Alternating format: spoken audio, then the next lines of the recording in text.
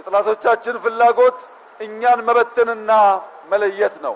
የኛ ዓላማ መሆን ያለበት ብሔራዊ ፍላጎቶቻችንን አንጥረን ማወቅ፣ ሰላማችንን መጠበቅ፣ ተባብረን መትጋት፣ ከወንድም ጎረቤት ህዝቦች ጋር በጋራ መስራት ሲሆን ከዚያ የሚያልፍ ነገር ደግሞ ካለ እንደ አባቶቻችን በአርበኝነት ስሜት የኢትዮጵያን አንድነትና ብሔራዊ ጥቅም ማስከበር የሁል ጊዜ ስራችን መሆኑን እንድታስታውሱ አደራ ማለት እፈልጋለሁ።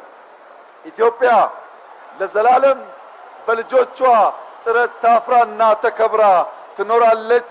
አንድነቷ ይጠበቃል፣ ሰላሟ ይጠበቃል፣ ብልጽግናዋ ይረጋገጣል።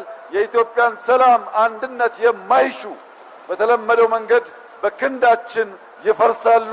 እኛ ጸንተን እንኖራለን። አመሰግናለሁ።